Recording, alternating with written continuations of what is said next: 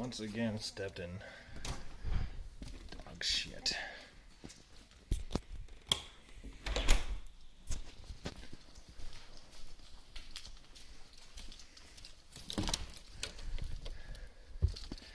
Oh, what a bright and beautiful day. August 15th. My shoes are down here because I stepped in dog shit. And it poured rain, and I forgot to bring my jacket in, and my shoes, and my other hat. I'm about to go to the Caribbean, so then that'll all dry out because I need that hat. But, as you can see, the dog shit never ends around here. But, let's do a quick little tour of the property. Quiet Forest Farm.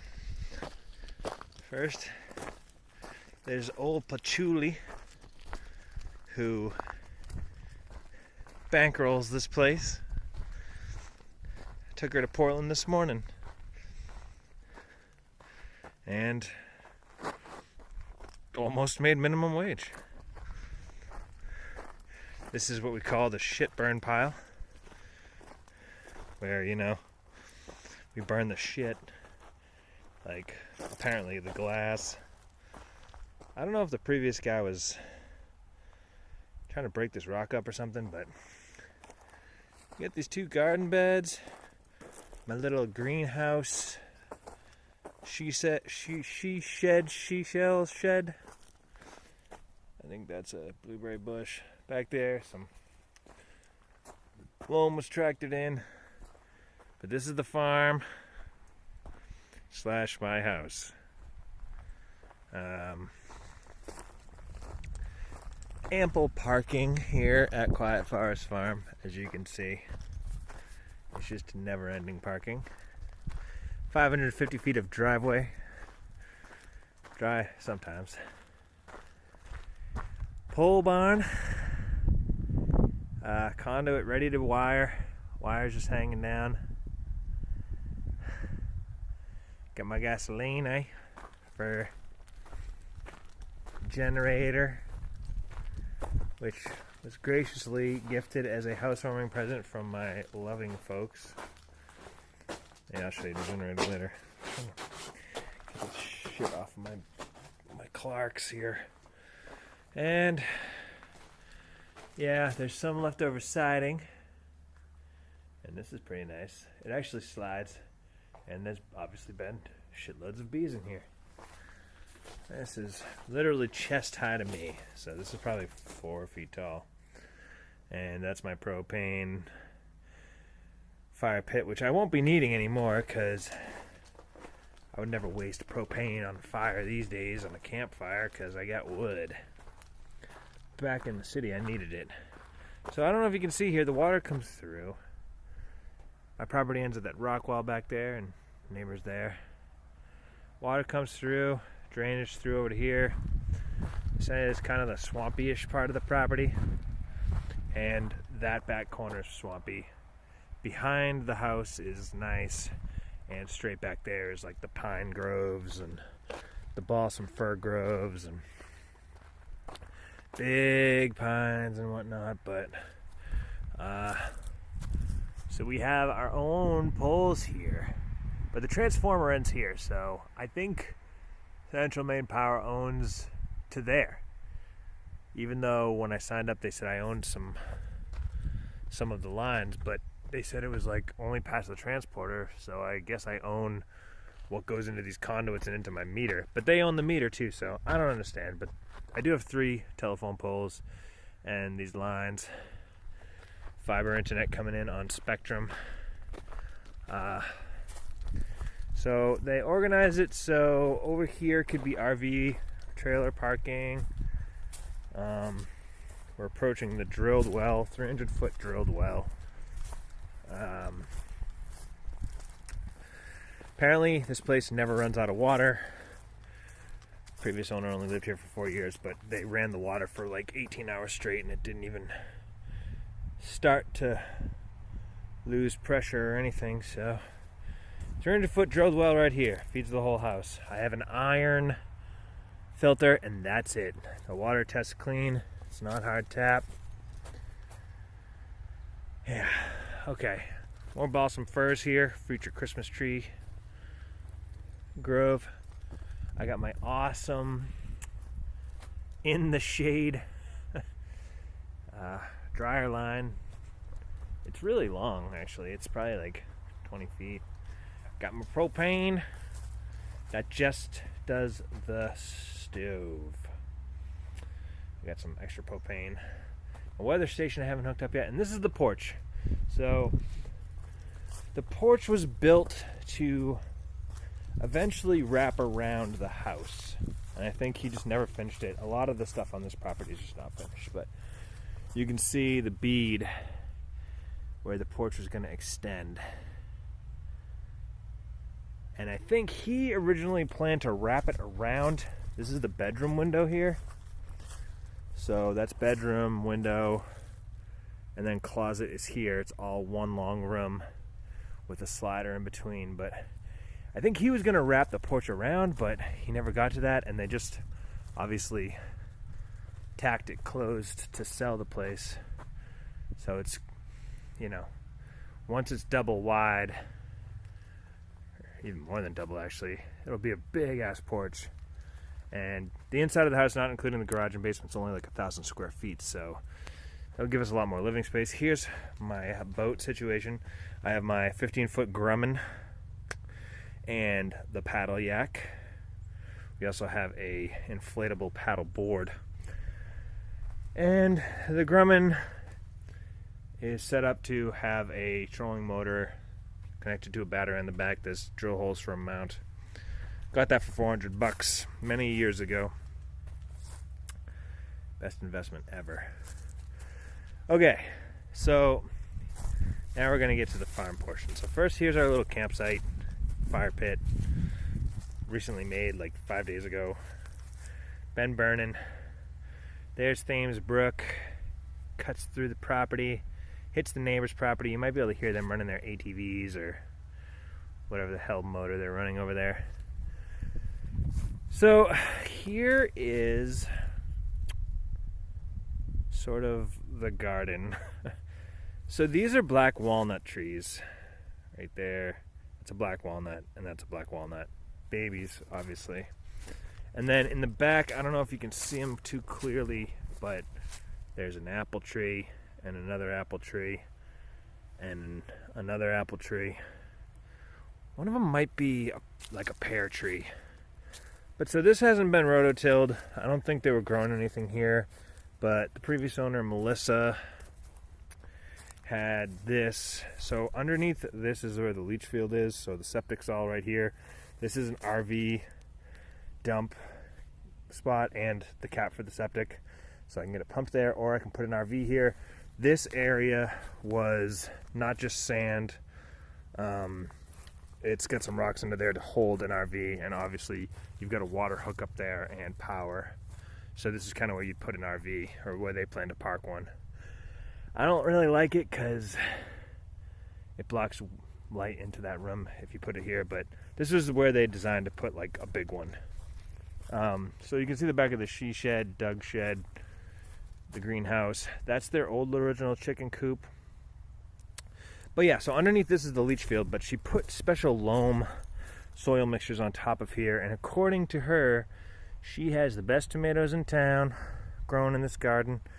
You can see she used some cover, and there's still some remnants of what she was growing. You can see the dog shit. They had two pretty big dogs. One of them actually died like right before we bought this place, but yeah, she's got like weed. There's a weed coming through here, but this is kind of the good soil stuff where I'm gonna plant some shit. She was growing cauliflower and what else was she growing? Cherry tomatoes, sun sugars. Yeah, there we go. She was growing broccoli. This is her broccoli, cauliflower.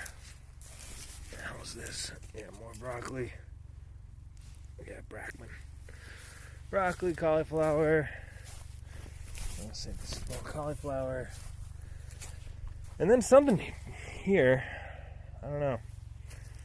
No more labels, but yeah, so these are the black walnuts they put in. So this is sort of, oh no, this is the apple. This is the sweet sal. Hopefully someday this will be a tight apple tree. And then those are the black walnuts over there. And this is, I think, another apple.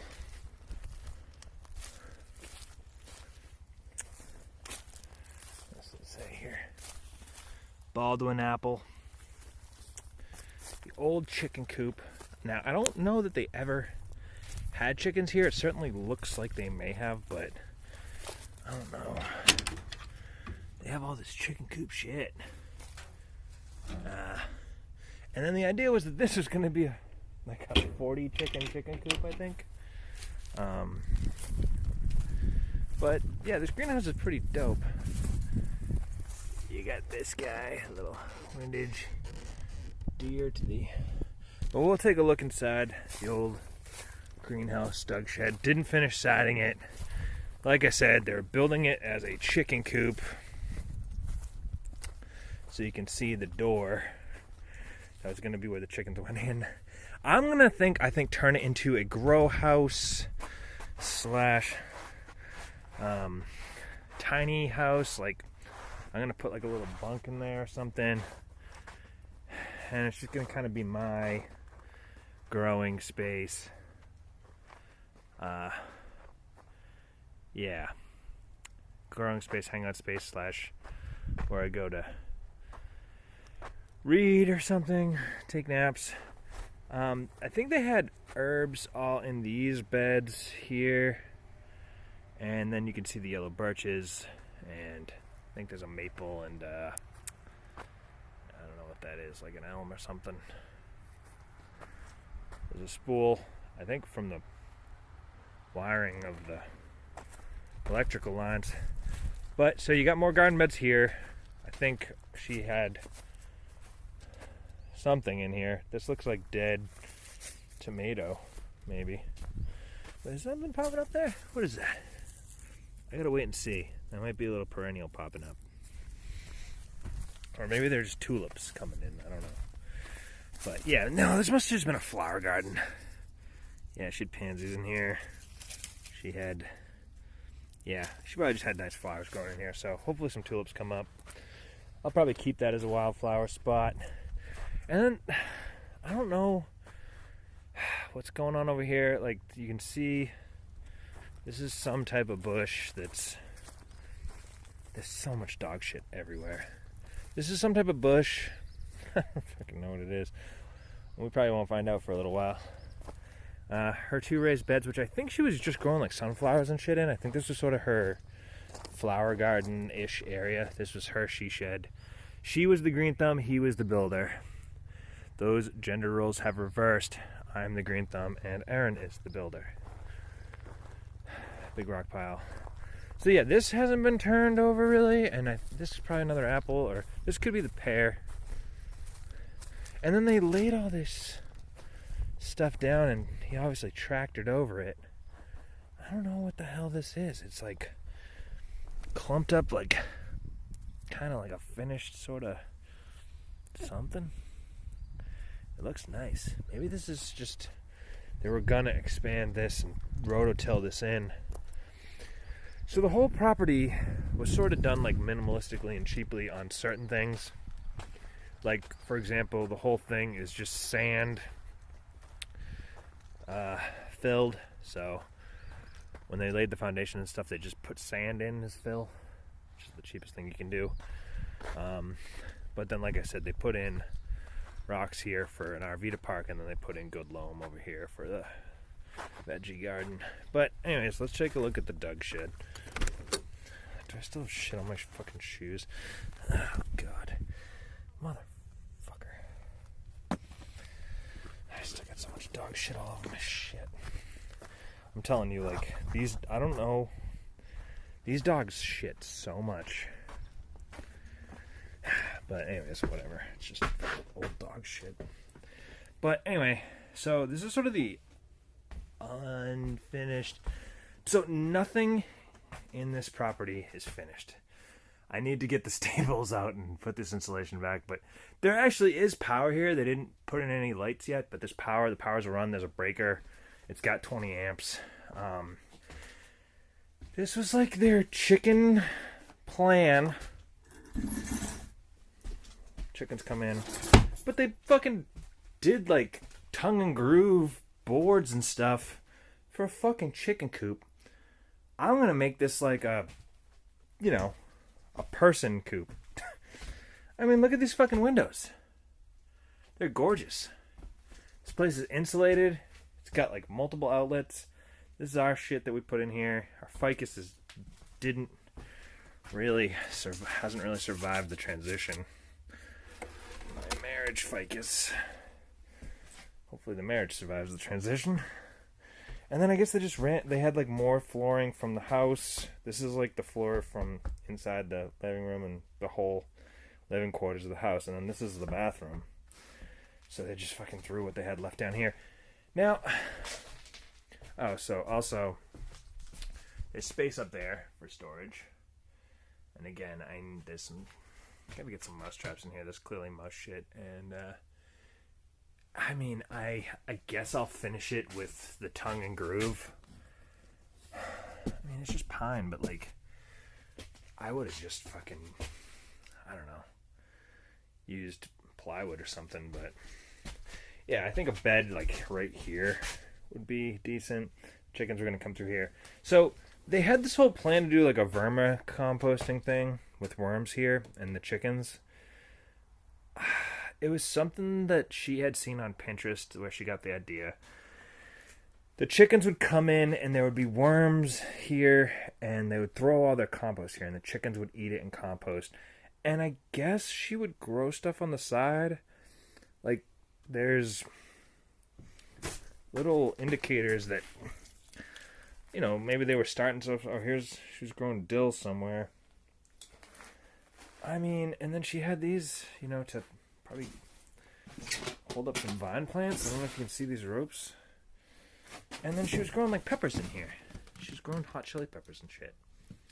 So it's unfortunate because when I came to visit, she wasn't here and he was here. They got a divorce, and that's why they were selling the property. But so like he was trying to explain it and he just built it, but I don't think he really fucking knew what her real plan was. It involved worms and composting and chicken composting in here, and it was sort of like you took the step down, you throw your food here, the chickens would compost it and make the soil. You plant your starts here, and then you could take them out through this door into the garden, and you know, the chickens could be out here. So anyways, it's warm as fuck in here. But this greenhouse is pretty okay. I mean, I found that hole already.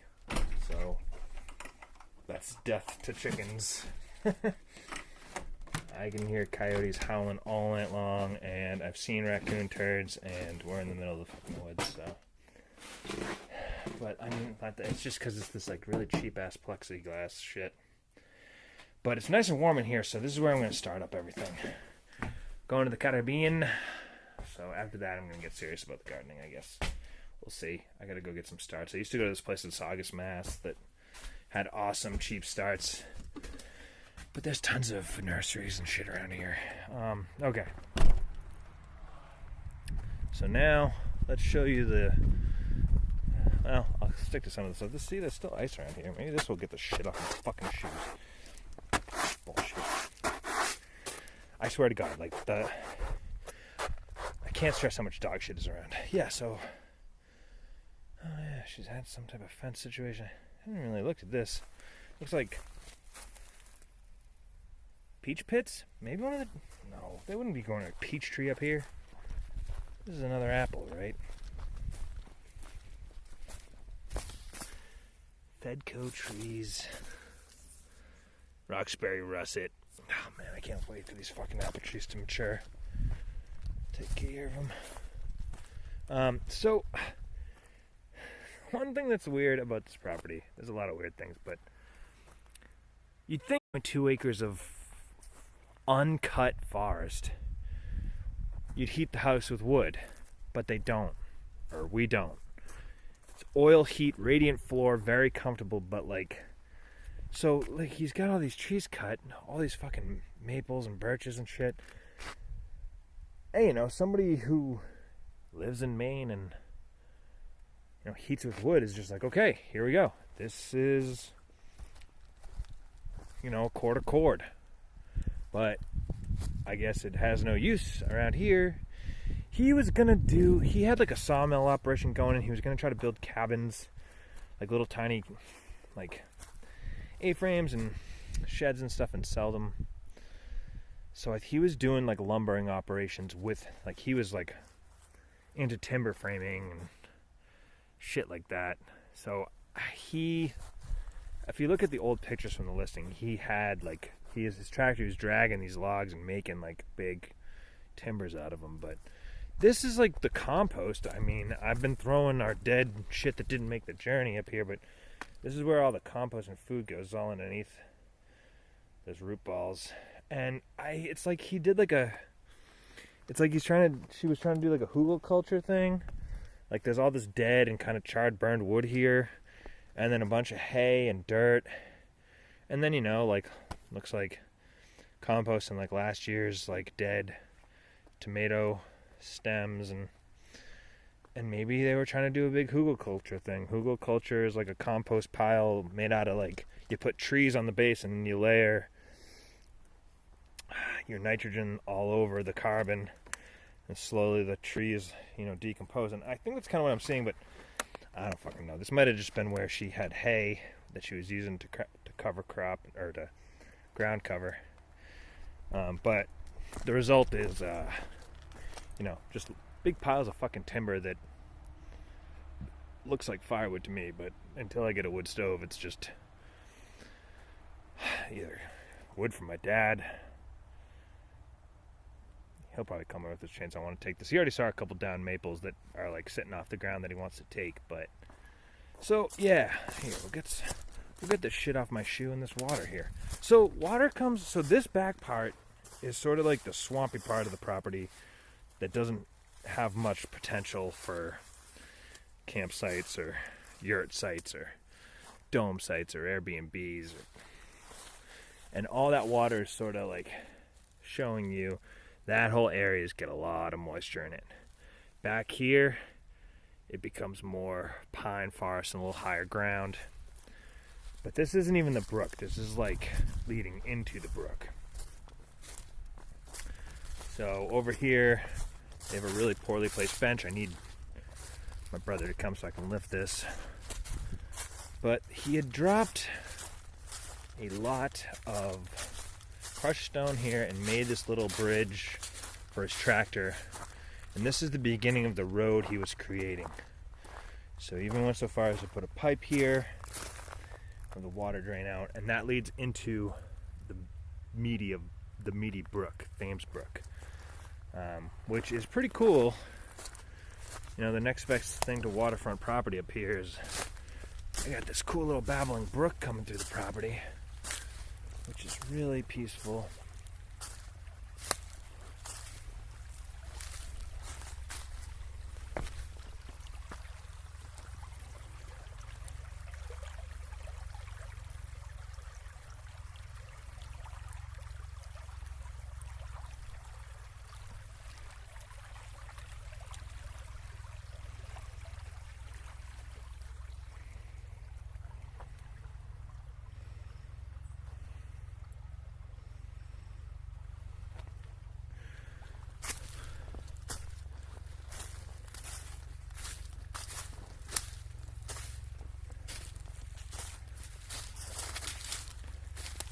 There's the feed coming in from, we'll call it the swamp underneath the tractor road.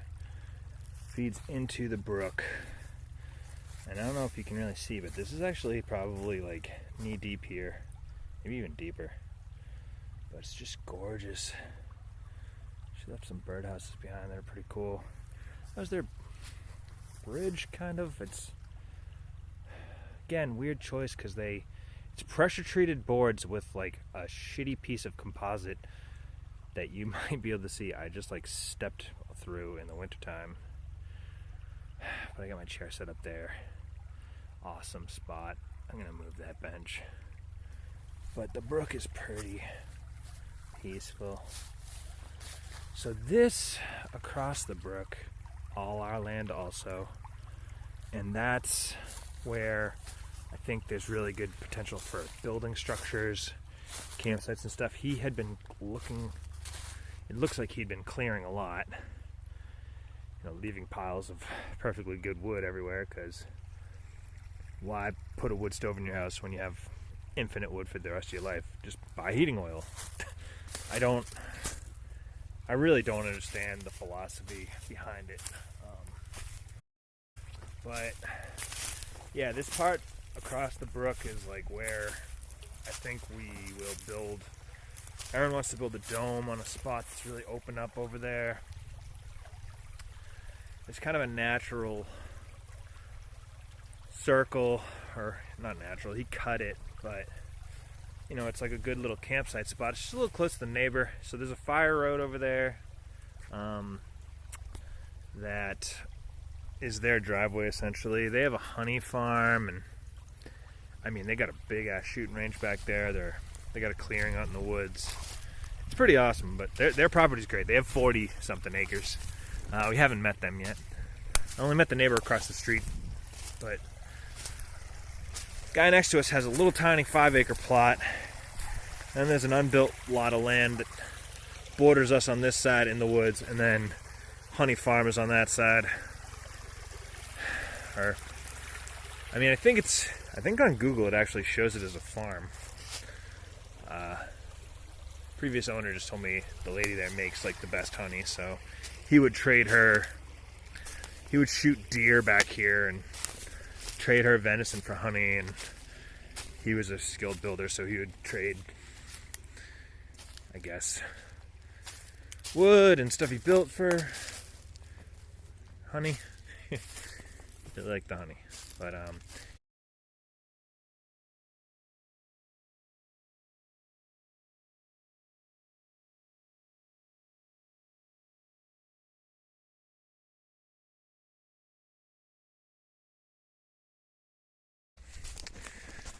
damn it. I lost my Wi-Fi. Can't go into the woods because I don't have LTE out here.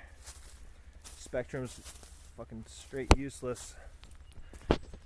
So I think I'm just streaming on what little LTE I have and then the Wi-Fi from the house. And this seems to be the limit because I just went offline and came back online. So,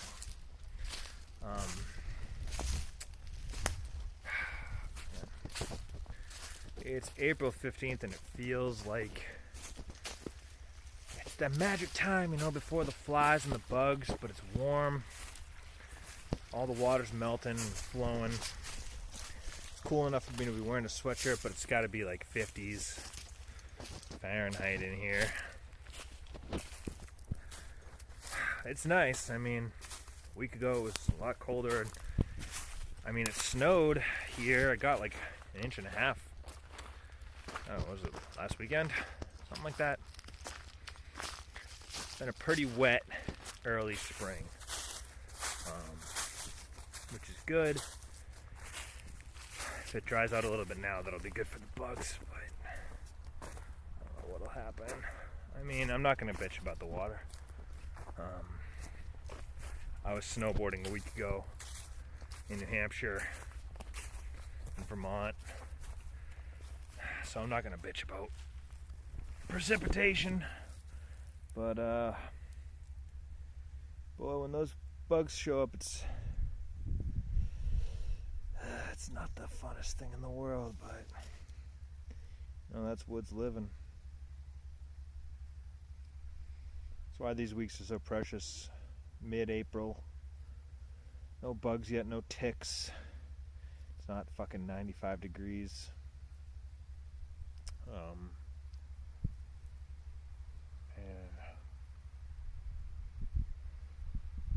Damn, I just found out that Twitch is owned by Amazon, which is crazy. They got I feel like I should be doing this on YouTube because Twitch is just like, I don't know, somewhat regarded, but This is just so much easier than doing it on YouTube right now. I think I will do YouTube and start a channel. Start a Doug channel. It's going to be very niched out. It's going to be about farming, woodlot ownership, food forest farming, woodlot farming, permaculture farming, finance and investing, travel, and gambling, and then maybe some guns mixed in. And obviously, like, tons of fire, because I like to have fires, so you're going to see a lot of content that's just a fire. So it's very zen, it's very peaceful. Just check out the fires. But yeah, that's what I'm into, man. You know, I like studying, analyzing businesses. I like making investments, because as much as I want to be a poor hobo, and as much as I am, I would like to have, you know, some solid investments, so that when I'm 70, I don't have to drive for Uber. I don't know. I'm trying to make moves, and we can talk about that on the channel. I'm trying to make moves so that financially I can keep doing what I'm doing in the today times, which is not work much, but I'm kind of borrowing against my retirement now, I think. We bought this house with cash. We were very lucky / clever / let's go with clever, with our last property. Medford, Mass. Sold it, made a nice pretty penny. Bought this place outright, so no mortgage, baby. But I'm broke now, so I can't get, like, the stuff I want, like a tractor and a pickup. And the way things are going in the economy, I feel like everything is just, like, gonna be more expensive. But so you can see the reflection of the fire pit in my sunglasses, my Maui's. What else do I want to talk about? I'm big into shipwrecks and natural disasters and just man-made disasters, you know, or the whole 9/11 Commission. Super into conspiracy theories for all you Rogan bros and stuff who want to watch this channel. I will talk for days about the Kennedy assassination, the Bernie assassination, you know, 2020 Super Tuesday, when the Democratic Party decided to completely fuck him over and back out like a day before Super Tuesday. Everybody except Joe Biden and Elizabeth Warren and Bernie backed out, handing the nomination to Biden, therefore making the Bernie revolution kind of fall down on its face. We'll talk about politics too sometimes, because that's a surefire way to get, you know, people to post some nice friendly comments. God, I gotta say, this Pixel 7, I got it refurbished from eBay. First of all, that's why it bothers me. That's why Twitch bothers me, is because it's an Amazon company, and I fucking hate Amazon. Definitely a good investment. Like, the fact that they bought Twitch and they own fucking Goodreads and Audible. You know, they have the cloud capital, as Giannis Varoufakis would say. So, I mean, I think they're one of, like, you know, let's say 7 magnificent companies that are gonna, like, rule the world. They kind of already do rule the world. But I'm a big eBay guy. I like to buy pre-owned things. I'm a big anti-consumption guy. And I like box stores. I'm a big fan of Walmart, even though it's horrible. But I like Family Dollar and Dollar General. And I like thrift stores. And I like to shop local, too. But I feel like eBay is like the internet's shop local. And, you know, so I do a lot of my online shopping on eBay. And I buy a lot of things secondhand. I sell a lot of things on eBay, too. It's going to be another part of the channel, is talking about reselling. I used to do that during COVID. It was very lucrative back then. I would buy stuff, resell it on eBay, and,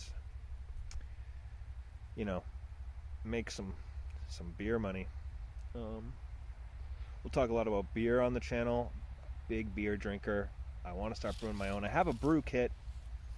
I just need to start stashing my bottles and get some yeast. What else do I want to talk about on the channel? Tilly hats. They're the best hat in the world, the best outdoor hat ever made. Shout out to Canada for making the Tilly hat. Love you, Canada. I hope some of you viewers are from Canada, and just, I'm sorry what's happening between the United States and Canada right now. I just think we could be so powerful together, you know? Like, all of us Americas, like Mexico, Canada, US, like, make a fucking American Union. Like, that would be so awesome, instead of us just invading them and drone striking them like fucking they're talking about doing now. It's so regarded, man. But I love Canada. Manitoba is like a dream of mine. You know, you saw my Grumman canoe over there. Yeah, my Grumman. I'm really into backpacking and canoeing and canoe backpack adventure trips. You know, Bard Brothers style. And going up into the Yukon, into Manitoba, and like those parts of Canada is just like a dream of mine. Someday I'll get like a Tundra or a van set up or something so that I can go and do that kind of stuff, and that would be like the best content to make. I think is just making adventure content. Yeah, so I mean that's my life. Like, you know, adventures, traveling. I want to go to a new country every year until my little heart stops beating. I've done that since 2009. I've done that every year except for 2. I didn't do it in COVID because it was fucking COVID. And 2022 I got married, and that year, oh no, I went to Costa Rica that year. There's another year where I didn't go international. What was it? Oh, it was 2011 because I was through hiking the Appalachian Trail. Oh, hey buddy. I saw that bug just yeet me in the face. But, you know, I've been to 26 countries. I'm going to the island of St. Martin, part Dutch, part French. On Thursday, 48 hours from now, I will be there. I've been there before when I was 12. I took a Carnival cruise with my family, and we went to St. Croix, St. Thomas, St. Martin, and Puerto Rico. But I'm obsessed with the Caribbean too. I can't stop looking at property in Puerto Rico. I just want to be down there in the wintertime. I just want to be a pirate. This channel is also going to be a lot about pirates. Really into pirate life. You know, that's why I don't have a 9-to-5 like corporate job. I can't knock corporate jobs because I worked a corporate job for 6.5 years, and it enabled me to get a mortgage, to buy real estate in Massachusetts, that enabled me to have a nest egg and get this property in Maine. I'm going to license this as a farm, and I'm going to try to homestead here and like live off the food I grow and the money I make renting out Airbnb, yurt, and campsites out here. Maybe hosting some weddings and stuff, but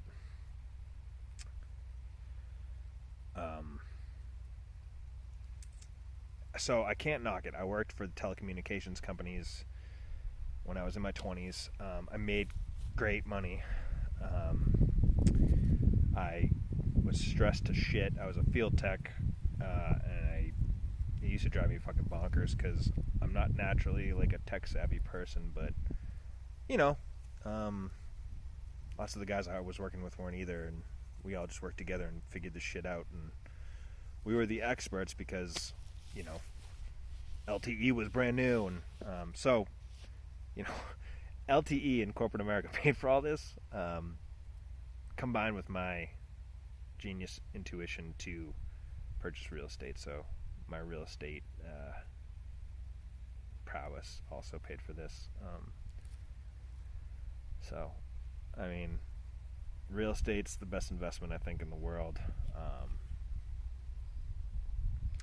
God, when I first bought my house in Massachusetts, I was renting my basement, which had like a studio kind of apartment in it. I was renting it to a buddy. He was paying 1/3 of our rent. So I paid 1/3, wife paid 1/3. he paid a third, and man, I was paying like $600 a month to live in a 2,000 square foot house just outside of Boston, and I was making great money in the telecommunication field. So that's where I saved up a lot of money. It was after I spent, all the money I'd saved on that house on the down payment. Then for 4.5 years, my buddy rented from me in my house. We had our good times and our bad, but mostly good. And I just fucking saved like crazy during that time too. I was a very cautious investor. Like, didn't like putting money in stocks. Coming out of college, I graduated in 2009, so and I was a business major. I studied marketing and psychology and operations management, and I took some corporate finance classes, some higher level finance and econ classes, and I was terrified to invest. I just thought, no.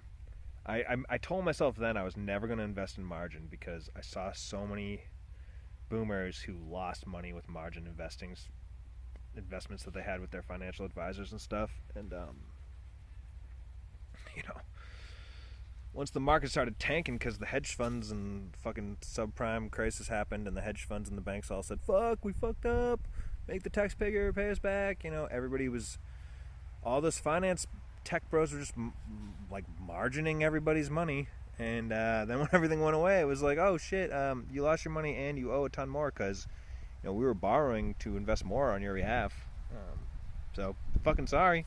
I mean, being a financial advisor is a great gig because you're doing that shit with other people's money and you don't give a fuck, so they fire you. Who gives a fuck? But so I came out of that being very cautious at the worst possible time, because when I started to make money and I could have been investing, I was afraid to, because I had seen, the Great Recession, and then the market fucking started on a bull market in 2011 that lasted till now. Great year of our Lord 2025. And I didn't get in on investing any of it in stocks until like 2 years ago. And in 2021 I was watching all my confirmation bias YouTube videos. The stock market's been on this crazy bull run, it's gonna crash, blah blah blah. And then I started to look at companies that actually made money and like grew during the Great Recession, and I kind of had this whole picture in my mind that the whole market went down. It didn't matter what you owned, everything went down, everybody lost money. It's not true. And it's not just the Michael Burry Big Short guys that made money. Like, companies made money. So in any big market downturn, you got tariffs, you got all this shit going on now, you get China, you get China. Some company out there will make money. If World War III happens and America becomes a pile of rubble, some fucking company in America will make money. I promise you that. I promise you that. So it's all about just finding value. And anyway, luckily I didn't wait my whole life to do that. And I'm not saying, I'm not knocking being conservative, because being conservative put money into my bank account, got me a house, and I just basically started putting my 401k into the market. And then in 2023, 24, right after 22, I saw 2022 go down. And then in 23 I said, you know what, the market's fucking going up. So I put all my money in my 401k, which I had kept in money market for like a fucking decade, guys. So like, that's how much money I lost by just stacking money in my 401k, getting my match and everything, but not fucking putting it in the market from 2012 when I started in telecom until 2023. I fucking put that shit in a shitty dividend earning money market fund. I lost out on so many gains, guys. If I was 25 now, would I do that now? No. I mean, I just took my money out of the market in my 401k and put it back in a money market. I did that because the fucking president said when he got inaugurated that the market was going to go down, and I believed him. It's probably the only time he didn't lie. So I pulled it out, and I'm fucking glad I did, because shit's going down now. But I'll put it back in.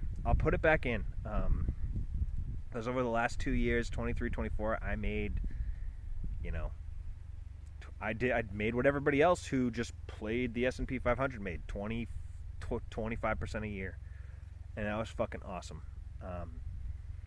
And then, I mean, that shit was going to burn out at some point, but like I said, I was watching YouTubers in 21 who were saying that it was going to burn out now.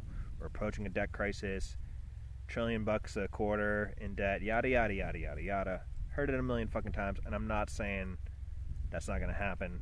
We are in the most volatile, unpredictable times that I've seen probably in my life, with the exception of like post 9/11. So, I mean, we could go to war with Iran tomorrow, and fucking oil goes through the roof, and fucking defense goes through the roof, and fucking consumer goods tech tanks. I don't know.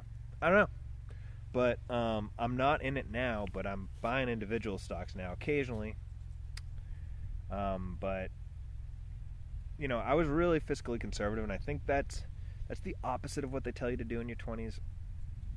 And they're right. I should have been less fiscally conservative, but I kept my powder dry, and I bought a house when everybody was still renting that I knew. I spent every last dime I had on down payment to put down 20% to avoid PMI on a mortgage. And I got a house. And I bought it in the summer of 2016. Interest rates were at historic lows. That's why I did it. I got a 3.65% interest rate. And they would go lower eventually, but like, I remember talking to my parents, and they're like, yo, we have never seen this. The first time we bought a house, it was in 1980, and the interest rates were like 18%. They've never been sub 5 ever. Buy a house, don't pay rent. So I did, and I watched. At the time, I don't know. I couldn't believe the bank loaned me the money because I wasn't married, and shit, that mortgage payment was more than a third of my salary. So they were just. Banks will just loan fucking money. It's the best deal ever for them, so like, why wouldn't they fucking do it? Especially when 2009 proved that, like, if they fuck up, U.S. taxpayers bail them out. The government will just bail them out. So like, why won't they want to loan you the money? Like my buddy who owns a bunch of property in Philly, he got this private equity guy that's like a 23-year-old fucking kid in Western Mass who's like playing with fucking millions of dollars. And he fucking like he says that if you have 20% of anything, they'll get you the loan for it. So, my buddy doesn't have a W-2 job. He doesn't have like future income on paper. But he gets 20% of a building, and then they just fucking write him a loan, and then that private equity kid just sells it off, and like fucking people buy it because it's U.S. fucking real estate, man. I mean, whatever. Now he's got 9 going on 10 properties, I think, and he just reverse mortgages them and like refinances them so that he can buy the next one. He's doing it right. He's on like fucking through the roof in debt on paper, but $5,000 a month residual income from residential properties. Building his property management company, so he's got guys on the phone for plumbing, heating, carpentry, all that shit. Like, taking that $5,000, investing it in other people's businesses. That's the non-conservative way to do it, and it's tempting. But I've always had success with the conservative way, which is kind of crazy because I love gambling so much. But the conservative way just got me one property in a market that I knew was good, Boston, Eastern Massachusetts, lowest historic rates ever, and to my benefit and to the luck of it all, the property value went up in a market that was already fucking unaffordable for the average working class person. Went up, and then I said, fuck it, I want to get out of the city. So I sold it, and I got a huge chunk of change. That was last April. That was a year ago. Oh no, I sold it in June. I listed it last April. So a year ago I was sitting in Medford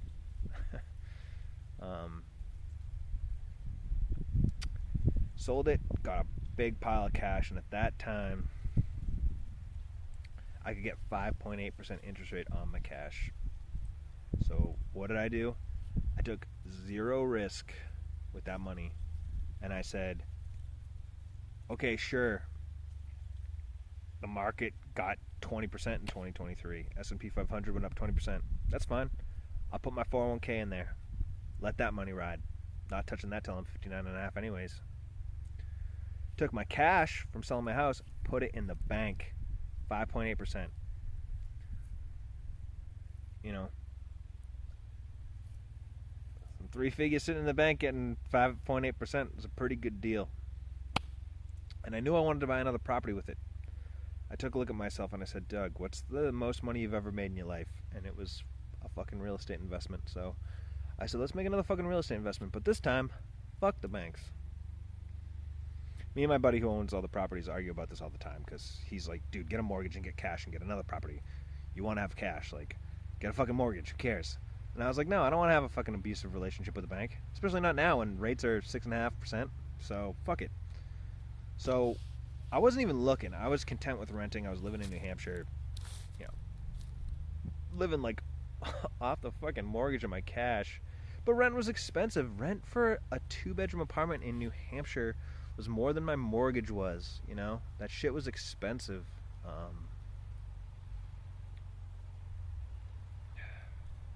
But, you know, I didn't have to worry about anything. And I had a fixer-upper in Medford. I worried about shit.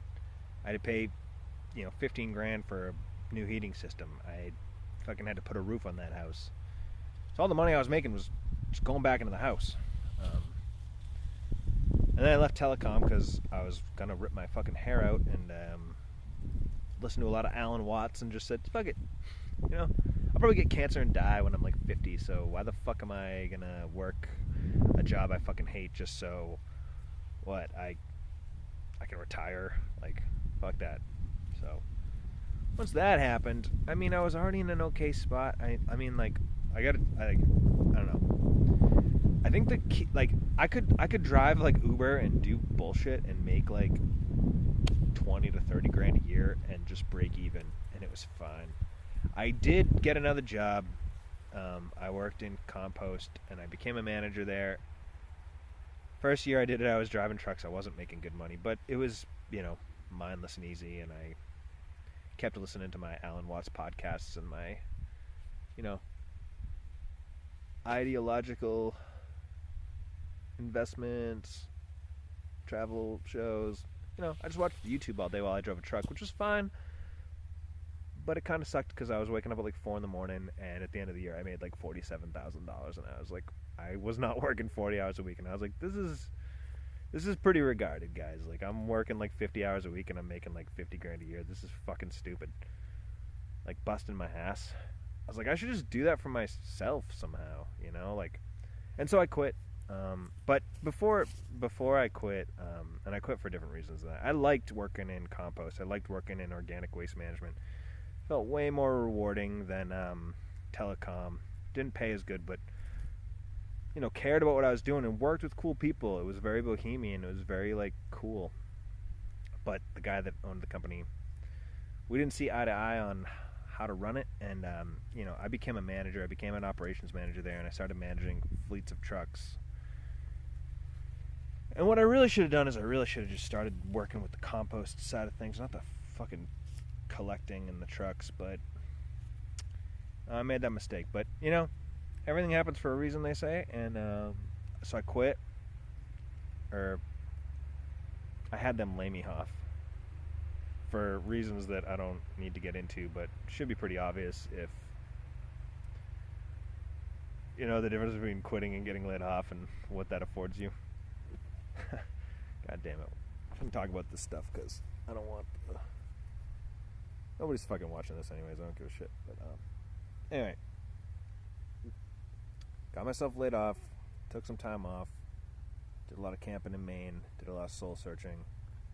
My wife was doing a lot of soul searching too. Decided, fuck the city. And also decided, like, home ownership, we had a 100-year-old house. It was a nightmare. We thought we had mold. You know, I had to do chimney work on it. I had to do roof work. Contractors in Boston were fucking just scumbags, man. I don't know, not all of them, but like just scumbags, you know. Like I would call like a plumbing and heating company, and they would come and they'd just be like, "Yeah, we can't even like try to fix this. Like, you're just gonna have to pay us $25,000 for a new system, man. Like this one's outdated. It's past its, you know, life expectancy." And then I'd call like the local plumber guy, and he'd be like, "Oh yeah, this switch is flipped." They're trying to make me pay $25,000 to get my heat back on, and like the other guys were just like, "Oh no, like the wire for your switch got bumped and the power wasn't kicking on the pilot light." My fucking boiler was fine. This guy just from some big fucking corpo fucking Scylla bullshit boiler company was just like, "I can't touch it. It's from the '80s. You know, you know, I can offer you, you know, a $30,000 system install that we can do next week. Does that sound good? Get your heat running again?" Fuck you, no. Call the local plumber. He comes over.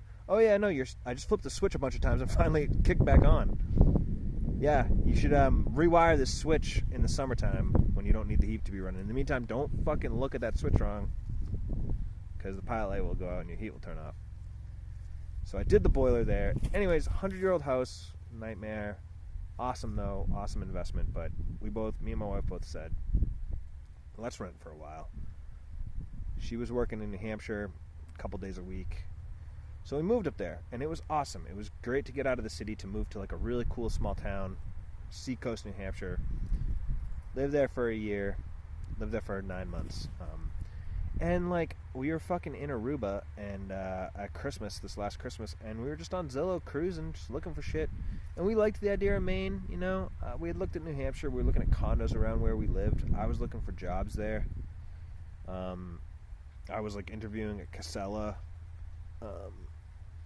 My neighbor worked at SIG, and he was gonna hook me up with an interview. I never got that interview though, but then we're in Aruba, and my wife just pulls up this property here, 33 acres, brand new house built in 2020. Small house. We learned that we wanted small after having a big house in Medford. We learned that after we lived in like a 1,200 square foot apartment, we learned we liked small. So we said, fuck it. And I just got the cash together. She threw some more cash in. It was our cash together from selling the house. And we bought this thing with cash. And that was in February. It's April. The landlord was super chill in New Hampshire. He let us break our lease. Awesome dude. Can't recommend him enough. Go to Wingett's if you're ever in Portsmouth area. Guy's awesome. Derek, love you, man. He hooked us up. And he was just so cool. You know, he gave us hugs. He was like, congratulations. You know, that's like the difference between these dickhead business owners, like these, like the fucking Elon Musks of the world who are just pricks that get off on like firing people and being pieces of shit. And like, not to like call anybody out, but like that was kind of like the guy I worked for at the compost company. Like, you know, he's like a pretty successful guy, but he just like had no empathy for anyone, and he was just a fucking asshole. And he just thought that he needed to run his business like as a hard ass, you know, not like talking to you and like barking orders at you, but just like, you know, if you wanted a raise or somebody was working hard or somebody had a personal problem, he'd be like, yeah, well, you know, I'm sailing a ship, and if I, you know, give everybody a piece of the ship will sink. So like, I got to keep the ship sailing. And he would always, you know, be self-righteous about like, well, I'm providing jobs. And it's like, you can be like that if you run a business, and I think that's kind of like this like American mindset of like just be a dick. Like anybody who's like really successful and has a lot of money is just a doesn't give a fuck about anybody. You know, it's like the woke like tree huggers that are all poor, and you know, the smart like clever people are all just like, well, I can't save everybody, so I'm just gonna be a prick to the people who work for me, and I'll fucking fire them via a text or an email. This dude who was my landlord in New Hampshire was not like that. This dude owns 3 restaurants, a couple of buildings, you know, so he's a landlord, he rents them out. And he's just a fucking nice, awesome guy. And guess what? Like, the people who work at the restaurants, they like working for him, because he's a nice dude. I'm not saying that maybe he doesn't, you know, have to fire people sometimes or something, but, like, he's not a prick. He actually gives a shit about the people who work for him, and he gives a shit about his customers. And that showed, that showed. And I was really glad that we rented from a guy like that and not like one of these gated community type places with a management company or something that just cares about their bottom line and you're just a fucking number. I am so all about doing business locally and supporting local stuff and just getting to know people, handshake, word of mouth. I thought that was what I was working at in the compost company, and for, that's why I busted my ass trucking for that place, making $17 an hour. It was because I thought that it was a cool place. Like, I thought the people were cool. Oh fuck, I'm still dashing. I just got a fucking dash. Wow. I just left it on for Bridgeton here, and I just got a fucking dash. I am not gonna go to McDonald's, sorry, but that's funny. I should stop dashing since I'm vlogging. Anyways, I think that's an important lesson too. Like, you can be a prick and be successful, or you can be a nice person and be successful. And there's more to life than just making your money and fucking off. There's relationships, there's people. That all matters. So I don't know. I guess you can just be a douchebag business guy and just be like, yeah, well, I provided a lot of jobs to people, and I made my money, and yeah, that's what all these people do. That's what money is, man. It's greed. But or you can just be a chill dude who makes smart business investments, chill person who makes smart business investments and treats people with respect and is nice. And my landlord could have said, hey, look, you signed a lease until June, and I would have paid it. I wouldn't have fought him on it. I wouldn't have tried to break it. I wouldn't have said, like, okay, well, I'm getting a lawyer. I couldn't. Like, the lease I signed was till June. I mean, maybe I could have just paid a penalty and broke it, but I didn't approach him and say, like, hey, I got to get out of this lease. I approached him and I was like, hey, I bought a house, we're really excited, we're moving. And he was like, that's awesome, like, don't worry, when do you want to leave? Like, don't worry, like, you can break this lease, I don't care, I'll fill this place right up. And he did. He fucking rented it immediately. And when they came and saw the place, I talked him up. I said, he's a great landlord, this place is great. Like, things can happen, progress can be made, by being a nice person and just by being good. Like, you don't have to be a dick. Anyway, sorry about that rant. It's just, I would say the last two, 9-to-5 jobs I had, they say people don't quit jobs, they quit managers. That's the truth, man. That's the truth, because when I was working in telecom, worked with some good people. It was a great, lucrative job, The company was cool. I had a lot of time off and stuff. Like, it was a good work-life balance. But, then I got to know my manager a little bit better, and I was like, same thing at my last job. So, that was a big tangent, but living in Medford, I was able to Uber, because I lived in Boston, so I could turn on the Uber app at 4 a.m. and just do airport runs till 9 and make like $120 in like 4 or 5 hours. And I was like, fuck, man, I'll take that shit all day. I had a good running car. I didn't mind burning it out. It was just easy. It was just so much easier than managing 30 drivers or fucking managing 250 cell sites. Like, I just didn't have as much money, but I was more sane. I didn't want to eat out as much. I didn't want to waste my money as much. Anyways, it's getting really long-winded, and I don't even know if it's recording anymore, and I'm apparently still door dashing and losing my acceptance rating because I'm not driving to McDonald's right now, which is like 20 minutes from here. I'm just happy I got an order. That's cool, man. I don't have to drive to Portland and do this shit all the time, or Wyndham or whatever. But anyways, I don't know if this recorded. I hope it did, because I'd like to go back and take some notes from you, Doug, myself. Says there's one viewer in here. I hope that's Matthew or someone, not just a Russian bot. Anyway, someday I'll have like 1,000,000 views, and I'll be super cool.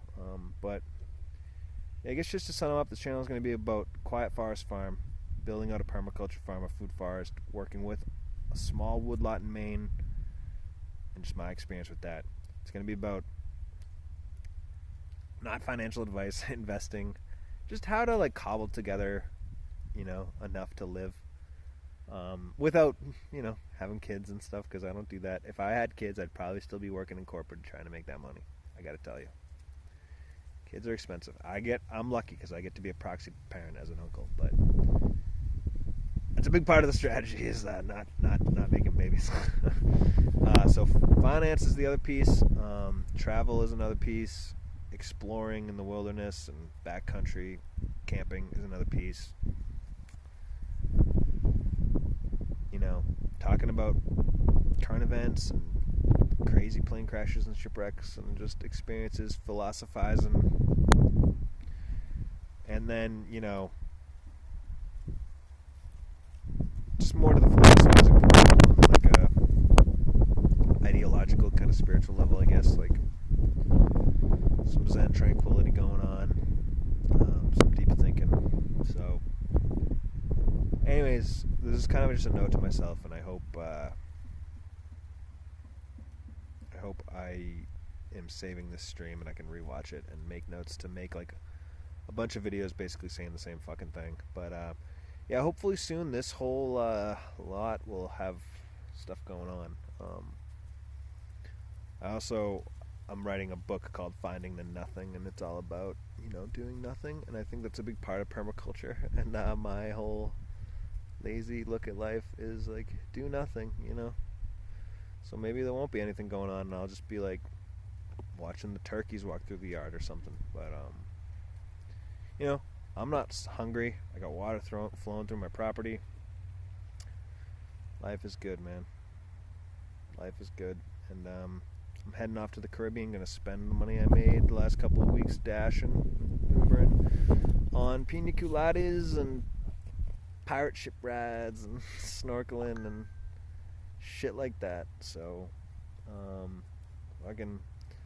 you only live once, so you might as well live well. And hard work is great, and hard work's not great, so do both. What's a good send off line? Stay fappy.